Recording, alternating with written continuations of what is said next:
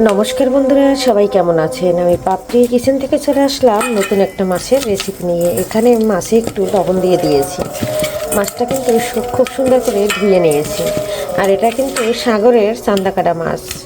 এখন মাছটা ধুয়ে পরিষ্কার করে নিয়ে একটু লবণ দিয়ে মেখে নিলাম। রান্না করব ফ্রোজেন করা টমেটো দিয়ে।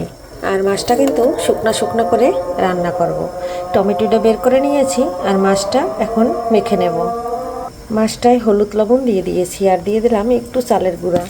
মাছটা কিন্তু নরম, যদি আবার ভেঙে যায়, এর জন্য চালের গুঁড়া দিয়ে মেখে যদি ভেজে নেই তাহলে ভাঙবে না। মাছটা ভেজে টমেটো দিয়ে আর পেঁয়াজ দিয়ে আর দিয়ে দেবো একটু গুঁড়া মশলা। তাই দিয়ে কিন্তু আমি মাছটা রান্না করব। মাছটা কিন্তু খুব সুন্দর করে মেখে নিয়েছি। আর এখন কিন্তু আমি এক এক করে ফ্রাই প্যানে ভেজে নেব। তেলটা আগেই দিয়ে দিয়েছি। মাছটা কিন্তু একটা পাশ উল্টে নেব। এভাবে খুব সুন্দর করে কড়া করে ভেজে নেব। মাছটা সম্পূর্ণ উল্টে দিয়েছি।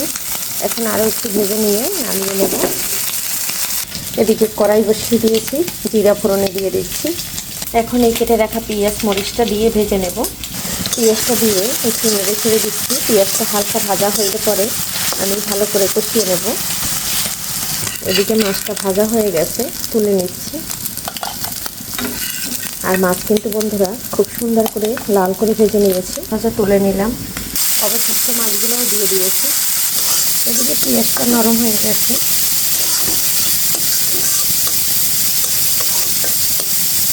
এই পর্যায়ে আমি দিয়ে দিলাম ফ্রোজেন করা টমেটো। এখন এটা দিয়ে একটু কষিয়ে নেব, কারণ এটা একদম বরফে ভরা। মাছটা রান্না করার জন্য লবণ দিয়ে দিচ্ছি স্বাদ অনুযায়ী।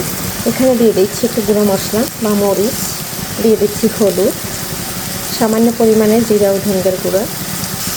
মশলাগুলো দেওয়া হয়ে গেছে, এখন কষিয়ে নেব। টমেটোটা কিন্তু একদম গলিয়ে ফেলব, তার জন্য টমেটোটা আগে দিয়ে দিয়েছি। এখন আমি মশলাটা খুব সুন্দর করে কষিয়ে নেব।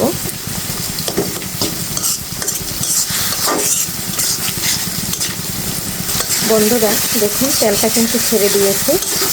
আর আমি আরও একটু সময় কষিয়ে নেব। এখানে কিন্তু শুধু পেঁয়াজ কুচিয়ে দিয়েছি আর টমেটো। এভাবে এই ছোটো মাছটা যদি ভুনা করা হয় তাহলে কিন্তু খেতে ভালো লাগে। আর ফ্রিজের ফ্রোজেন করা কিন্তু মরিচগুলো কেমন একদম শক্ত শক্ত হয়ে রয়েছে।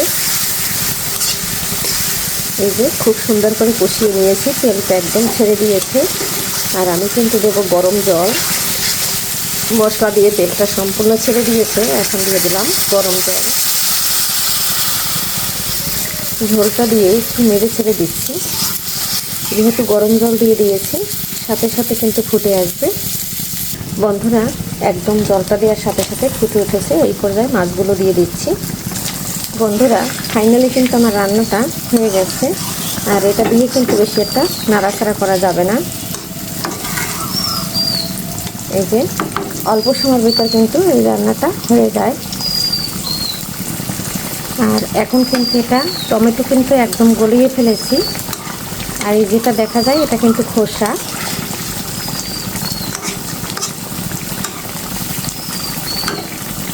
এখন দিয়ে দিচ্ছি ধনেপাতা কুচি। আর ধনেপাতাটা দিয়ে আলতো হাতে একটু নেড়ে দিচ্ছি। বন্ধুরা এবার একবার এরকম সাগরের মাছ রান্না করলে কিন্তু খেতে দারুণ লাগে। অল্প তরকারিতেই কিন্তু একদম ভাত খাওয়া হয়ে যায় নিমিষে।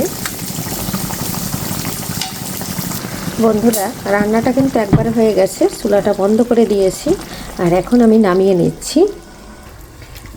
একদম মাখো মাখো রেডি। বন্ধুরা ফাইনালি রান্নাটা কেমন হয়েছে অবশ্যই কমেন্ট করতে ভুলবেন না। আর সবাই ভালো থাকবেন, সুস্থ থাকবেন। আজকের ভিডিও এখানেই রাখছি। পরবর্তীতে দেখা হবে নতুন কোনো রেসিপি নিয়ে। এ পর্যন্ত সবাই সুস্বাস্থ্য কামনা করে বিদায় নিচ্ছি। বাই।